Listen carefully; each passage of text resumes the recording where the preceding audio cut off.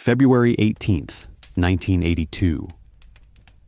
USS Narwhal, beneath the Ross Ice Shelf, Antarctica. It's cold, penetrating cold.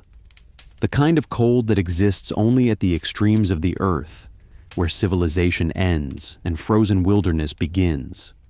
Inside the submarine, every metal surface radiates chill, despite the environmental systems straining against it. The air tastes recycled, tinged with the scent of electronics and coffee.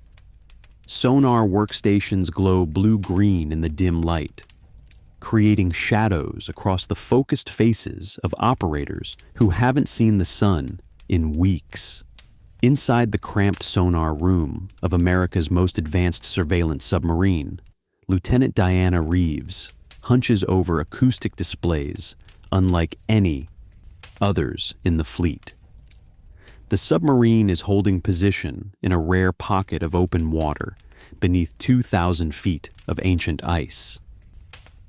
Her executive officer hovers behind her, watching the peculiar signature crawling across her screen, and whispers, "Are you absolutely certain that's not just ice movement, Reeves?"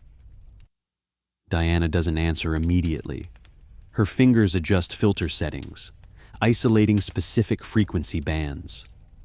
Her eyes never leave the display. She's quiet, still analyzing.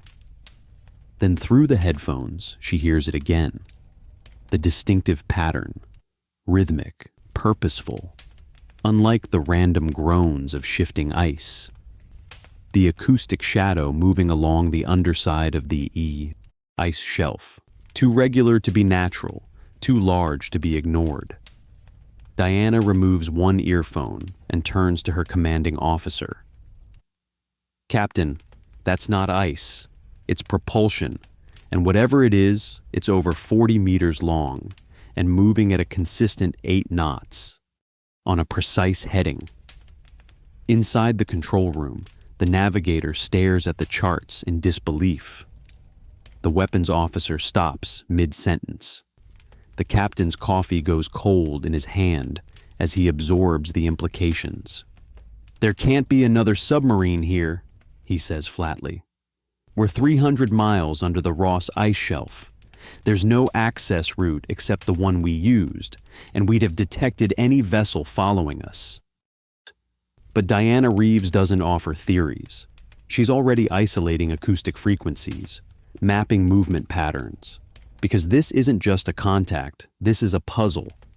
This is what happens when a marine bioacoustics specialist with perfect pitch becomes a Navy sonar operator and finds herself tracking something beneath the Antarctic ice that shouldn't exist. They questioned her. They said it must be equipment malfunction until the recordings proved otherwise. And when the truth finally surfaced, the Russians weren't the only ones surprised. The analyst no one expected, before she became the woman who detected an impossible signature beneath the Antarctic ice shelf, Diana Reeves was just another brilliant scientist reluctantly wearing a uniform. She wasn't imposing. She wasn't a career military officer. She didn't grow up around submarines or even boats. She grew up listening. Her father was a concert pianist at Juilliard. Her mother conducted acoustic research at Woods Hole Oceanographic Institution.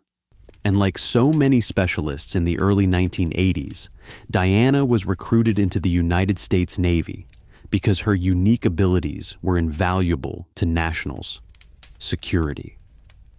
She never imagined she would end up beneath the Antarctic ice cap, let alone making a discovery that would challenge everything we thought we knew about what lived in Earth's most isolated waters. Diana trained at the Naval Submarine School in Groton, where she was assigned to advanced sonar operations. Her instructors noted she had exceptional auditory processing abilities, perfect pitch, and a unique way of interpreting acoustics, signatures that most operators missed. While others heard noise, Diana perceived patterns. She recognized acoustic fingerprints. She differentiated where others heard chaos. Still, no one fully appreciated her skills. She wasn't aggressive enough. She wasn't assertive enough. And in a Navy where confidence often mattered more than ability, Diana stayed in the shadows until technology evolved. By the time she was assigned to the USS Narwhal in late 1981, the DE, Cold War had intensified. The Soviets were developing new submarine capabilities, and the Americans were pushing into undersea frontiers once thought impenetrable, trying to maintain their acoustic advantage in the silent service.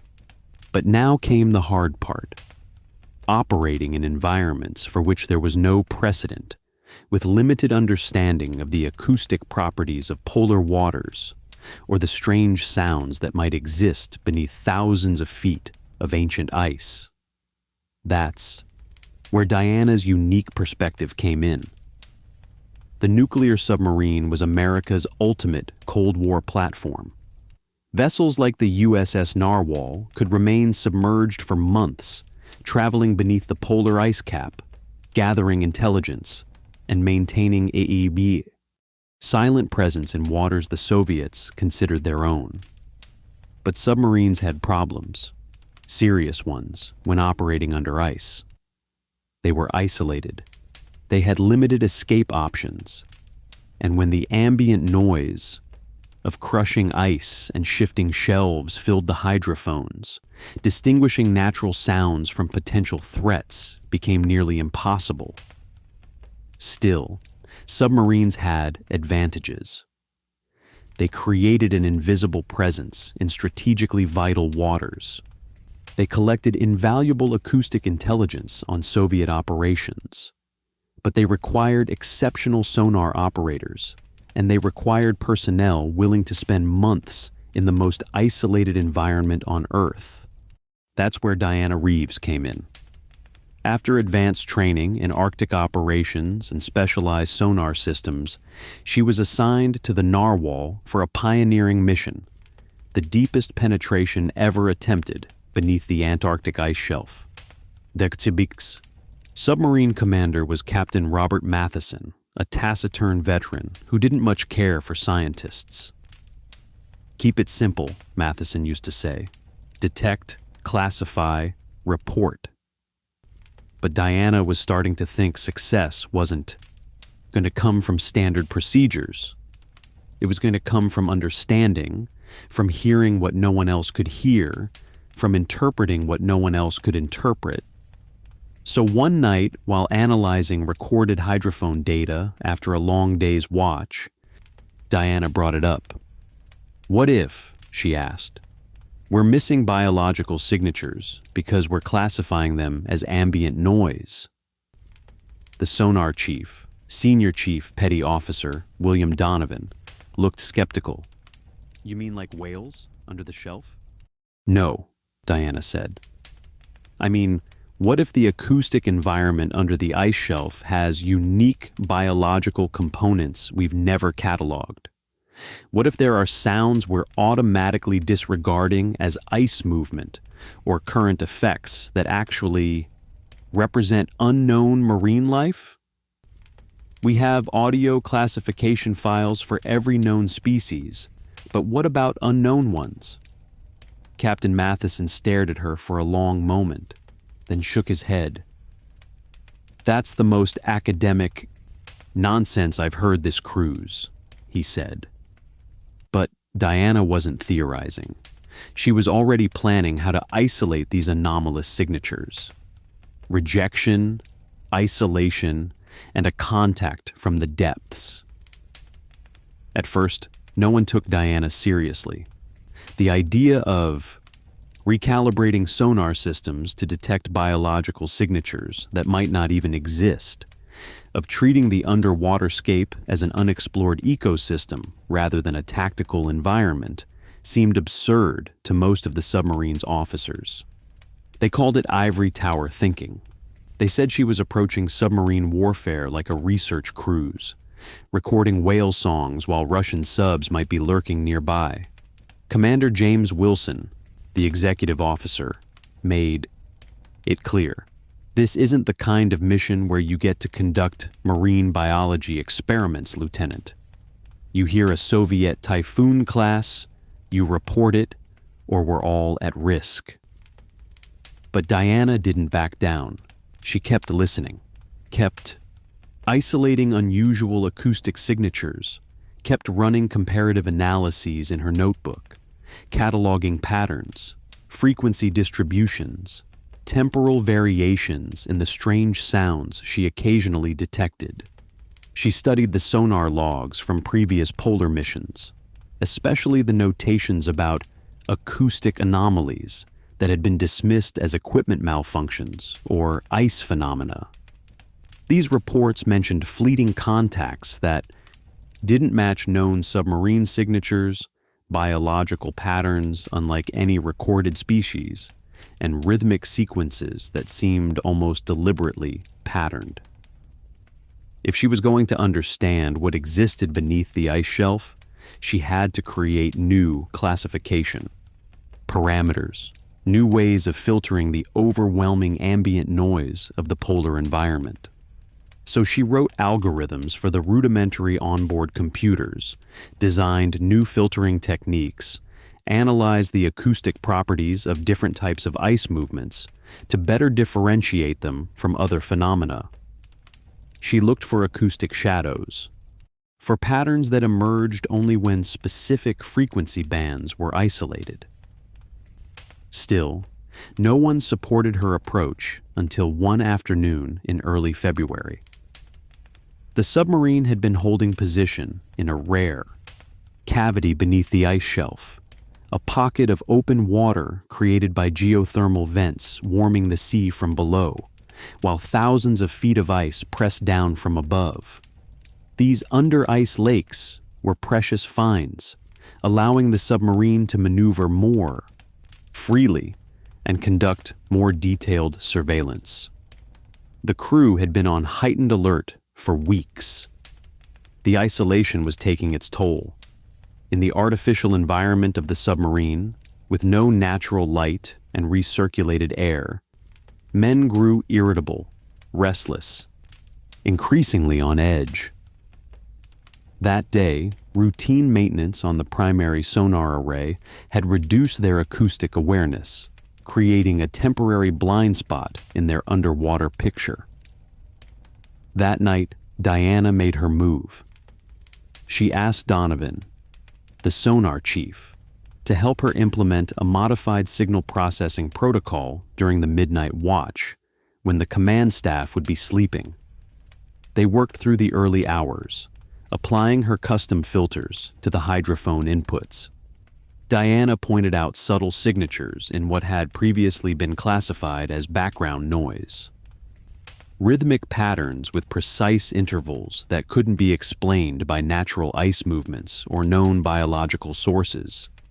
Listen to the cadence, she explained, isolating a particular frequency band. That's not random. That has structure, mathematical structure. Donovan listened carefully, his experienced ear catching what she was highlighting. It's regular, he admitted. Too regular for natural phenomena, but it's not mechanical either. At least not like any propulsion system I've ever heard. They recorded their findings without filing an official report. Diana continued refining her filtering algorithms, pressing the primitive computers to their limits as she sought to clarify the elusive signals. 3 days later, as the submarine began its careful navigation deeper under the shelf, something changed. The ambient noise level suddenly dropped, creating an acoustic clarity that sonar operators rarely experienced. It was as if they had entered a different acoustic environment entirely, a quiet zone beneath the eternal ice. In this silence, Diana's modified systems detected it. A distinct acoustic signature moving parallel to their course, approximately 3,000 yards to starboard. It wasn't ice, it wasn't a known marine mammal, and it most definitely wasn't a mechanical propulsion system matching any known submarine in the world's combined fleets. She immediately reported the contact to the officer of the deck. Sonar. Contact bearing 147. Range estimated 3,000 yards. Moving at 8 knots on course 270. The control room snapped to alertness. Captain. Matheson was summoned from his narrow bunk. Within minutes, the submarine's complete command team had crowded into the sonar room, staring at displays they couldn't fully interpret. Classification? Matheson demanded. Unknown, sir, Diana replied. It's not in our recognition database. It's not Soviet. It's not one of ours. It's... She hesitated, knowing how it would sound. It's organic, but unlike anything in our biological acoustic library. Organic? Wilson repeated. You mean an animal? I mean a biological entity, sir, but far larger than any known species. Based on acoustic shadow and displacement patterns, it's at least 40 meters in length. Matheson's face hardened. That's impossible, Lieutenant. Nothing that size lives under the shelf. The environment can't support it. With respect, sir, something that size is moving out there right now. And based on its movement, pattern, it's aware of our presence. The contact continued on a parallel course for 27 minutes before suddenly accelerating and changing depth. It descended beyond the submarine's safe operating limit, eventually fading. From sonar range, Diana had recorded everything. When she played back the enhanced audio for the command staff, even the skeptics fell silent. The sounds were unlike anything in naval acoustic libraries, complex, rhythmic patterns interspersed with infrasonic pulses and high-frequency clicks that seemed deliberately sequenced. It's communicating, she said quietly. Or at least, it's generating acoustic sequences with the mathematical properties of communication. For the next 48 hours, the submarine maintained its position in the quiet zone. All sensors focused outward, waiting for the contact to return. Diana worked without sleep, refining her filtering systems, preparing for another encounter. When it came, the contact was not alone. The sonar displays lit up with multiple signatures. 3 distinct entities moving in coordinated patterns at different depths. Their movement wasn't random. They were systematically boxing in the submarine, maintaining precise distances, communicating with each other through acoustics, signals that changed in response to the submarine's movements. They're hurting us, Diana realized. Every time we adjust course, they compensate to keep us moving toward that bearing. She pointed to the navigation chart, indicating a region deeper under the shelf that hadn't been explored. Captain Matheson faced an unprecedented situation. Nothing in naval doctrine covered encounters with unknown biological entities that exhibited apparent intelligence and coordinated tactics. After tense consultation with his officers, he made a decision that would later be examined in classified naval reviews for years to come. Let's see where they're taking us, he ordered. Maintain current depth and reduce speed to 3 knots. All stations on high alert. The narwhal followed its mysterious escorts deeper beneath the ice shelf, into waters no human vessel had ever penetrated. The ice above thickened to over 3,000 feet. The temperature dropped further. The crushing pressure of ocean and ice created an environment that should have been hostile to complex life. Yet the acoustic evidence gathered by Diana's specialized systems told a different story. These waters were not empty. They were not lifeless. They were home to something that defied scientific understanding. 6 hours into this unprecedented journey, the sonar detected a change in the environment ahead. The seafloor began to rise. The ice ceiling developed a massive concavity. And there, impossibly, the submarine's forward sensors detected a vast open chamber. A cathedral-like space where water met air, beneath thousands of feet of ice. The mysterious contacts led them directly to this hidden world, then vanished into the depths below. As the narwhal cautiously surfaced in this underground sea, the crew gathered in the control room witnessed something that would remain.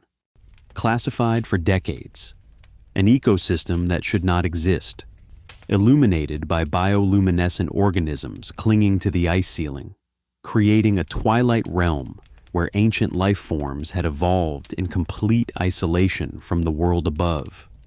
Diana's acoustic insights had led them not just to a discovery, but to what would eventually be recognized as one of the most significant scientific findings of the century: a separate biosphere, evolving in parallel to the surface world for millions of years, protected by the Great Ice Wall of Antarctica.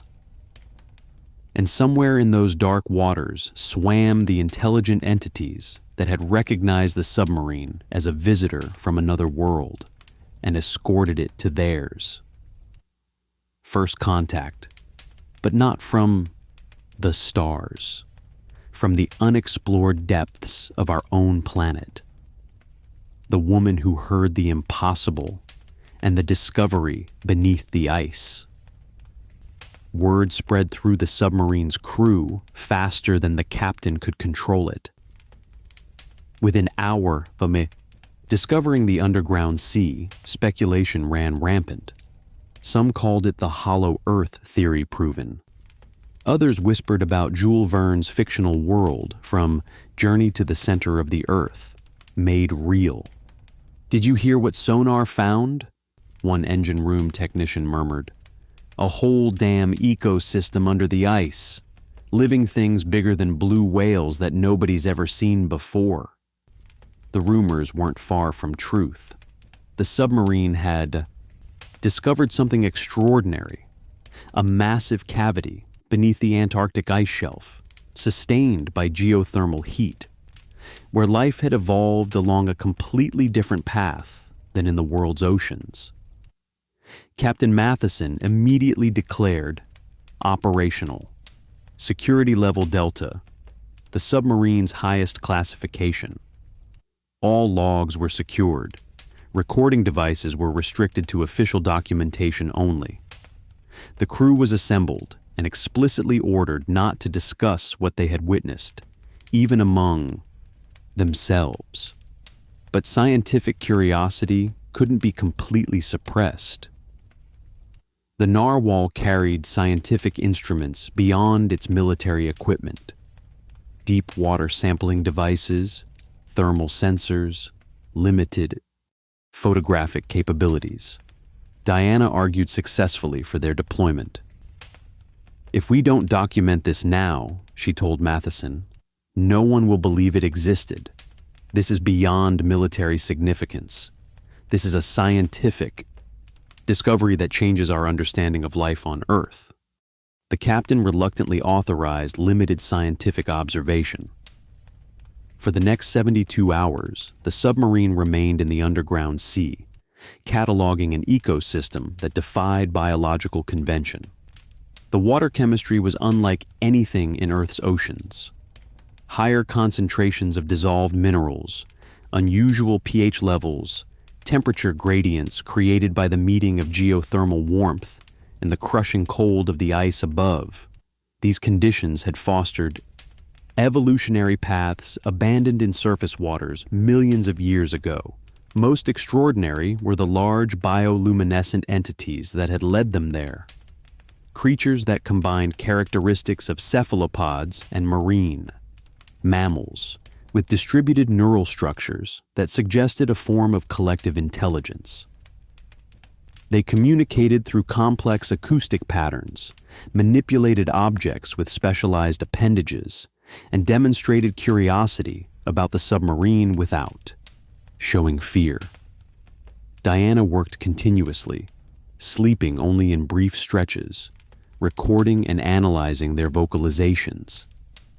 She began to recognize patterns, specific sequences that preceded certain behaviors, variations that seemed to correspond to different individuals, modulations that occurred when they interacted with each other. "They're not just communicating," she reported during a briefing with the command staff. "They're using a structured acoustic language with mathematical properties similar to human speech, recursive elements, hierarchical organization, specific syntactic patterns." Commander Wilson remained skeptical. "You're suggesting these are intelligent beings? Sentient creatures?" "I'm saying the acoustic evidence supports that hypothesis," Diana replied. "They exhibit all the markers we use to identify intelligence: complexity, communication, tool use, social organization, problem-solving capabilities." The implications were staggering. Not just a new species, but potentially a non-human intelligence that had evolved in isolation from humanity with its own society, culture, and means of understanding the world.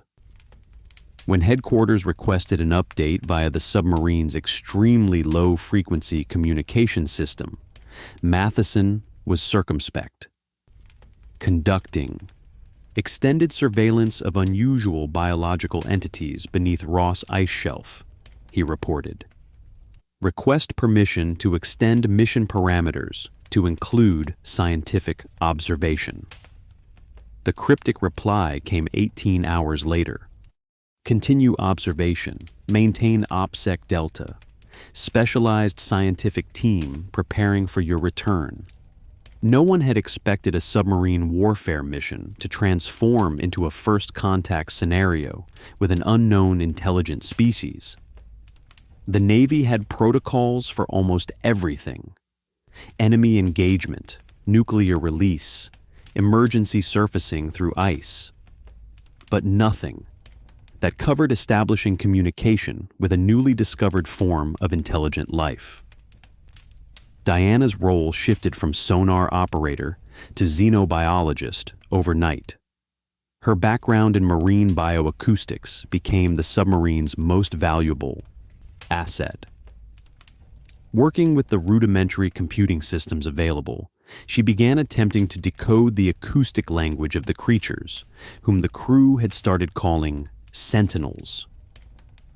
On the 5th day of their stay in the underground, something unprecedented occurred. One of the largest sentinels approached the submarine directly, hovering just beyond the forward viewports. Its massive body pulsed with patterns of bioluminescence that corresponded precisely with its acoustic emissions. "It's demonstrating the connection between light and sound in their communication system," Diana realized. "It's trying to help us understand." For the next 6 hours, the Sentinel remained, positioned near the submarine, cycling through patterns of light and sound that gradually revealed a structured system, basic elements that combined into more complex meanings, sequences that built upon each other in what could only be described as deliberate instruction.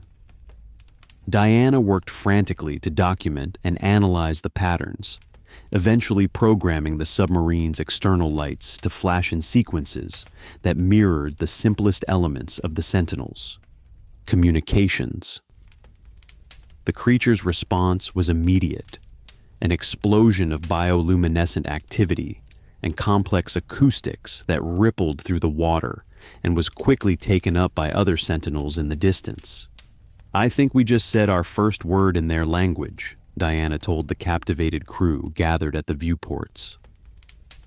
What followed was the beginning of the most unusual first contact scenario in human history, not with beings from another planet, but with intelligent life that had evolved on Earth alongside humanity, completely unknown until a submarine ventured beneath the great ice wall of Antarctica. The exchange was limited by technology and time. The TE submarine had only rudimentary tools for communication, and its nuclear reactor, while efficient, couldn't sustain the crew indefinitely in this isolated environment. Basic concepts were established: greetings, identity, simple descriptors of environments. But even this limited exchange revealed something extraordinary. The Sentinels were aware of the world beyond their ice-locked realm. They had explored the narrow channels that occasionally formed between their hidden sea and the open ocean. They had encountered human vessels before, observing from a distance, but never revealing themselves until the narwhal penetrated deep enough into their territory to warrant direct contact. As the submarine prepared to depart after 8 days of observation and limited communication, the Sentinels gathered in an unprecedented display. Dozens of the massive beings formed concentric circles around the vessel, their bioluminescent patterns synchronized in what Diana interpreted as a ceremonial farewell. More significant was the final acoustic message, a complex sequence that, when analyzed later, appeared to contain navigational information, maps rendered in sound that detailed routes between the hidden sea and the open ocean. "They're showing us the way back," Diana explained to the command staff, "and I believe they're inviting us to return." As the narwhal carefully retraced its path beneath the ice shelf, guided by both its own navigation systems and the acoustic maps provided by the Sentinels, Captain Matheson broke his usual stoic demeanor. "I've served in submarines for 22 years, he reads, told Diana as they stood in the control room. "I've seen things most people wouldn't believe existed in the deep ocean. But I never expected to make first contact during my career. And I certainly never expected it would happen because one of my officers refused to accept conventional wisdom about what could exist beneath the ice." The submarine emerged from beneath the Ross Ice Shelf on March 3, 1982, carrying scientific data that would remain classified at the highest levels. For decades, the woman who heard what others missed and the weight of discovery. By now, Diana Reeves was known throughout the submarine, not just as a sonar operator, but as something else entirely, a translator between species, a thinker in a military environment that valued procedure over exploration. But behind every discovery, there's a cost. March brought daylight back to Antarctica. The endless night of winter gave way to spectacular sunrises that painted the ice in shades of gold and crimson. But aboard the narwhal, still operating beneath the surface, the rhythm of watches continued unchanged. The artificial lighting maintained its constant level. The recycled air grew increasingly stale as environmental systems strained against the extended deployment. The submarine was not designed for the mission it had undertaken. The scientific equipment was limited, the computing power primitive by research vessel standards. The crew, trained for warfare rather than scientific discovery, had performed admirably, but was showing signs of strain. Psychological pressure mounted as they grappled with the implications of what they had witnessed, and the knowledge that they might never be allowed to speak of it. Diana changed too. The discovery had transformed her. She no longer thought of herself primarily as a Navy officer or even a scientist. She had become something unprecedented, the first human to communicate, however rudimentarily, with an intelligent species that had evolved alongside our own without our knowledge. The weight of that responsibility altered her. What affected her most, what stayed with her, was the ethical complexity. The knowing, the moment between discovery and disclosure when she'd realize that revealing the existence of the Sentinels could either protect them or expose them to exploitation. She wrote in her personal journal, later confiscated by naval intelligence, "I don't know how to process what we've discovered. Every scientific instinct tells me this should be shared with the world. A discovery that fundamentally changes our understanding of life on Earth and our definition of intelligence. But every interaction with the Sentinels suggests they've deliberately isolated themselves from human contact. Do we have the right to expose their existence? And if we don't, are we denying humanity a profound opportunity for understanding our planet and ourselves?" Captain Matheson stopped treating her as a junior officer. Wilson sought her input on all decisions related to the discovery, and Diana began carrying with her a small data card containing acoustic recordings of the Sentinel's communications. She kept it secured in a waterproof case, always on her person. "Something to remind me of what's at stake," she said. But even with the emotional burden, she never stopped analyzing the data they had gathered. During the long transit back to their home port, she worked continuously, developing a preliminary lexicon of the Sentinel's communication system, mapping their bioluminescent patterns to their acoustic signals, constructing a theoretical model of their social structure based on observed interactions.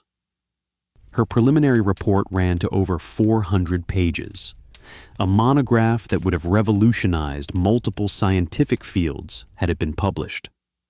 Instead, it was immediately classified above TOPI, secret and restricted to a handful of specialized personnel within the military and intelligence communities. By now, the highest levels of government had been briefed on the discovery. The competing imperatives were clear: scientific understanding, potential military applications, and the geopolitical implications of advanced biological entities in waters claimed by multiple nations. When the narwhal finally reached port, the crew expected the typical homecoming: families waiting at the pier, a band playing, the normal celebration of a successful deployment. Instead, they found a closed dock, security forces establishing a perimeter, and a team of specialized personnel waiting to debrief them. Diana and the command staff were immediately flown to a secure facility where they spent the next 2 weeks being intensively debriefed by a combination of military officers, intelligence personnel, and civilian scientists with appropriate clearances. The decision that emerged from these sessions was complex and, to Diana, troubling. The discovery would remain classified at the highest level. A small, specialized research team would be assembled for a return mission, but with strictly limited parameters. The primary concern was not scientific discovery, but national security, ensuring that the Sentinels and their technology, if they possessed any that could be adapted for military use, did not fall into Soviet hands. One night, after a particularly intense debriefing session, during which she had argued passionately for a science-focused approach rather than a security-focused one, Diana found herself alone with Admiral Lawrence Harrington, the senior naval officer overseeing the project. "You understand why we can't just announce this to the world, don't you, Lieutenant?" he asked, his voice tired but not unkind. Diana looked at the maps spread across the table, detailed charts of the Antarctic region, with newly added notations showing the location of the underground sea and the acoustic pathways the Sentinels had revealed. "I understand the security implications," she said, carefully. "But these beings reached out to us. They chose to reveal themselves. They offered communication. Treating that as a military secret rather than a scientific opportunity seems short-sighted. Harrington studied her for a long moment. What do you think would happen if we announced this discovery tomorrow? The scientific community would be thrilled, yes. But what about the military implications? The Soviets would immediately begin operations to find these creatures, to study them, potentially to weaponize any advantages they might offer. And what about commercial interests? How long before corporations began exploring ways to exploit this hidden ecosystem? Diana had no ready answer. The Admiral continued, his voice softer. Sometimes, Lieutenant, the greatest service we can offer to a discovery is to protect it, even from ourselves, until we're wise enough to approach it properly. Those words stayed with her through the following months as the Navy prepared a specialized research submarine for a return mission.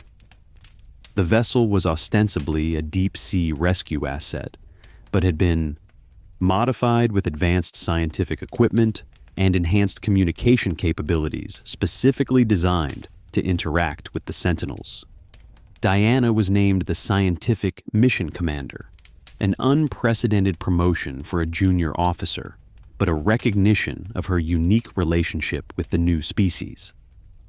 She assembled a small team of specialists, each selected not just for their scientific credentials, but for their psychological stability and ethical framework. As the new mission prepared to deploy, she found herself standing on the deck of the research vessel, staring south toward the distant ice that concealed one of the greatest secrets on Earth. Captain Matheson, now assigned to oversee the security aspects of the mission, joined her. "Are you ready to go back?" he asked. Diana considered the question carefully. "I'm ready to continue what we started," she replied. "But I don't think any of us are truly prepared for what it means to establish ongoing communication with a non-human intelligence that evolved on our own planet." Matheson nodded thoughtfully. "No manual for this. Kind of first contact." "No," Diana agreed. "We'll be writing it as we go." And as the vessel prepared to depart, Diana felt the weight of responsibility settling over her, not just to her country or even to science, but to the Sentinels themselves, who had chosen to reveal their existence after what may have been millions of years of deliberate isolation. The woman who bridged two worlds, and the price of understanding. When the Antarctic winter finally released its grip on the southern ice, allowing the return expedition to begin its journey, it revealed more than just a path through the pack ice. It revealed the ghosts of a discovery unshared, acknowledged not through public announcement, but through subtle shifts in policy and priority.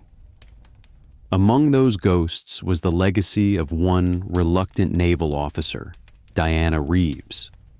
She didn't alter scientific understanding through public papers or conference presentations. She had no species named after her, no official recognition of her contribution, no prestigious award acknowledging her discovery. But what she did have was something far rarer, a mind that refused to accept that Earth's final frontiers had been mapped, that the ice was merely a barrier rather than a guardian for something extraordinary. The official reports never mentioned the Sentinels by name. They referenced biological anomalies, acoustic phenomena, bioluminescent organisms of unusual size and complexity. But the small team of scientists and military personnel who had been granted access to the full Discovery didn't care for language like that. They just said she taught us that we're not alone, even on our own planet. By late 1983, the return expedition had established a seasonal research outpost at the edge of the Ross Ice Shelf, disguised as a conventional scientific station, but focused entirely on maintaining contact with the Sentinels. Specialized submersibles, designed with communication systems based on Diana's analysis of Sentinel language, made regular journeys beneath the ice to the hidden sea. And yet Diana wasn't always there to guide these interactions. After establishing the initial protocols for communication and ethical engagement, she was frequently called to Washington to brief increasingly senior officials and scientists who had been granted access to the project. During one such briefing, a senior CIA officer asked the question that had been carefully avoided in official discussions. Have we considered the military potential of these creatures? Their sensory capabilities, their understanding of underwater acoustics, their bioluminescent communication, all of these could have significant applications. Diana's response was immediate and unequivocal. The Sentinels are not a resource to be exploited. They are an intelligent species with their own society. Any approach that treats them as potential weapon systems will destroy the trust we've established and likely result in them breaking all contact. The debate that followed established the fundamental parameters that would guide the classified Sentinel contact program for decades to come. A balanced approach that acknowledged security concerns while prioritizing scientific understanding and ethical engagement. Diana eventually left active naval service, transitioning to a civilian role within a specialized research division that maintained its military connections but operated with greater scientific independence. When she arrived at the Antarctic Research Station in the summer of '84, no one saluted, no one stood on ceremony. A senior researcher simply handed her the latest communication logs from the Sentinels. Another offered her hot coffee against the penetrating cold. And that, Diana always said, was the proper way to approach momentous work. She never built a public career from her discovery, never gave interviews, never wrote popular books about contact with non-human intelligence. But if you visited her office at the classified research facility in the early 2000s, you might have noticed a strange sculpture on her desk, an intricate form, created from synthetic materials that mimicked the bioluminescent patterns of Sentinel communication. And if you'd asked about it, she'd smile and say, "That's how I learned that intelligence comes in forms we never imagined, even on our own planet." It's easy in hindsight to quantify scientific discovery through statistics. Papers published, citations accumulated, awards received, but stories like Diana Reeves's remind us that some of the most profound discoveries remain hidden. They're not about numbers, they're about perspective, paradigm shifts, quiet, calculated observations made by individuals no one notices until it's too late to ignore them. Diana didn't win through technology or academic politics. She won through a refusal to accept the obvious. She asked questions that nobody else had the background or courage to ask. What if there are intelligences sharing our planet that we've never recognized? What if our understanding of life's potential is fundamentally incomplete? What if the most profound alien contact happens not across interstellar space, but across the gulf of evolutionary divergence? And in those questions lived the seed of everything that followed. Perspectives changed, approaches transformed, and a new way of thinking, born not from theoretical speculation, but from the insight of a sonar operator with perfect pitch and an unconventional mind. Maybe that's the real legacy of people like her. Not the number of papers published, but the paradigm silently shifted. because one woman decided to listen for what others had never thought to hear. But there was one encounter that truly cemented Diana Reeves's place in the classified history of human-sentinel relations, an event that never appeared in any public record, yet fundamentally altered how we understand non-human intelligence. It occurred in January 1986, during what was planned as a routine communication session in the underground sea. Diana had returned to Antarctica to oversee the implementation of a new translation system, a sophisticated computer model that had been processing years of Sentinel communications and was now capable of interpreting their language with unprecedented accuracy. The research submersible Beluga had been specially designed for Sentinel interaction, with external light panels that could reproduce their bioluminescent patterns and hydrophones capable of generating the complex acoustic sequences of their language. Diana led a team of 5 specialists, 2 linguists, a marine biologist, a neural network expert, and a Navy liaison officer. They had established a regular meeting location in the vast underwater cavern, a neutral space where Sentinels and humans had been exchanging information for nearly 4 years. The interactions had grown increasingly complex as mutual understanding developed. What had begun as simple concept exchanges had evolved into discussions of environmental conditions, basic social structures, and even rudimentary historical narratives. But this encounter would be different. As the Beluga settled into position, the underwater illumination panels activating to signal their arrival, they were met not by the usual small group of Sentinel representatives, but by what appeared to be a massive gathering. Dozens of the enormous beings arranged in concentric circles, their bioluminescent patterns synchronized in what the team had come to recognize as a formal ceremonial configuration. Something's different, Diana noted, adjusting the external cameras to capture the unprecedented gathering. This is a full assembly. We've never seen this many of them together before. The central figure, a sentinel of extraordinary size that they had codenamed Herodotus due to its role as a primary information provider, approached the submersible directly. Its bioluminescent patterns shifted in complex sequences that the translation system processed in real time. The message that emerged on the computer display was unlike anything they had received before. The time has come to share ancient knowledge. Your kind has demonstrated respect. We will show you what came before. What followed was a coordinated display involving all the assembled Sentinels, a synchronized communication combining light, sound, and movement that overwhelmed the translation system's capacity to process.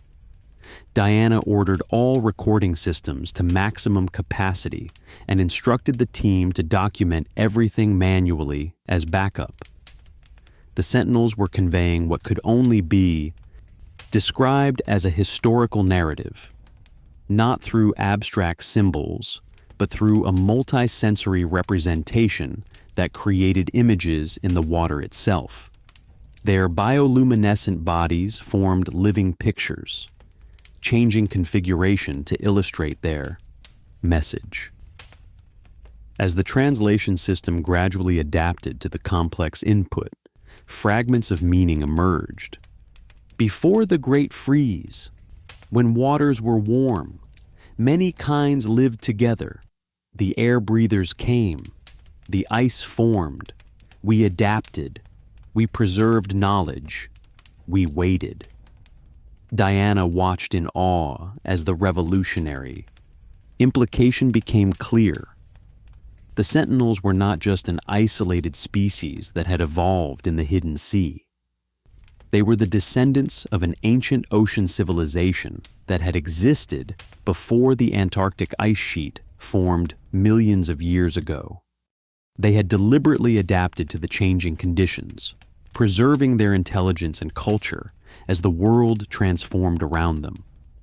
More extraordinary still, they were sharing knowledge of Earth's prehistoric oceans that no human paleontologist had ever accessed, ecosystems, species, and even suggestions of other intelligent marine life forms that had not survived the great climatic changes.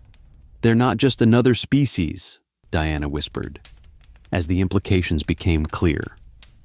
"They're a living memory of Earth before humans existed." The full communication session lasted nearly 6 hours, exhausting the submersible's battery capacity and filling every storage device with data. When they finally surfaced in the hidden sea to conserve power, the team sat in stunned silence, trying to process what they had witnessed. "This changes everything," the marine biologist finally said. "Not just our understanding of them, but of Earth's entire evolutionary history." The neural network expert was already reviewing the preliminary translations. "There are references to other enclaves," he noted, "other groups of sentinels in different ice-protected environments, around Antarctica and possibly elsewhere. They're not just one isolated population. They're a distributed civilization." The Navy liaison officer, who had maintained professional detachment throughout previous missions, appeared visibly moved. "I was sent here to assess potential security implications," he said quietly. "But this is beyond anything we anticipated. They're not just intelligent beings. They're carriers of Earth's memory from before human existence." The information they collected during that single session would take years to fully analyze and integrate into our understanding of Earth's history. The Sentinel historical record, once properly translated, provided insights into climate patterns, species distributions, and ecological relationships that transformed multiple scientific fields, all without the wider scientific community ever knowing the true source of these breakthroughs. For Diana, it represented both validation and a profound responsibility. The Sentinels had entrusted humans with their history, their knowledge, and ultimately their continued existence in a world increasingly dominated by human activity. The authorities responded by elevating the Sentinel Contact Program to a new classification level and expanding its scope beyond military oversight to include broader scientific and even philosophical dimensions. What had begun as a potential security concern was now recognized as one of humanity's most precious discoveries, a window into Earth's past, and a relationship with an intelligence that had witnessed the planet's evolution across timescales humans could barely comprehend. Diana herself was quietly appointed as the program's director, with unprecedented autonomy to shape the ongoing relationship between humans and Sentinels. Her direct involvement with field operations gradually diminished as she focused on the larger implications of sustained contact with a non-human civilization. In the decades that followed, as climate change began to affect the stability of Antarctic ice shelves, the program took on a new urgency. Hidden seas that had protected the Sentinels for millions of years were increasingly threatened by human-induced warming. What had begun as a scientific and security mission evolved into something resembling a conservation effort, a classified project to ensure the survival of a species that had preserved knowledge from before human existence. By the early 2000s, as satellites detected accelerating ice loss across Antarctica, people occasionally wondered what unknown ecosystems might be affected by these changes. Most citizens never knew about the sentinels beneath the ice, the hidden seas they inhabited, or how close humanity had come to destroying through ignorance a civilization that predated our own, how a handful of dedicated individuals working in complete secrecy had established the first functional relationship with a non-human intelligence. But Diana knew. And in her quiet moments, reviewing reports from the ongoing contact program she had established, she would sometimes reflect on the Sentinels' perspective, how they had observed human evolution from afar, watching as a new kind of intelligence emerged on the planet they had, witnessed for millions of years before us. She wondered what they thought of our brief, frenetic existence compared to their patient, measured approach to survival. We've always imagined first contact would come from the stars, she once told a newly briefed government official.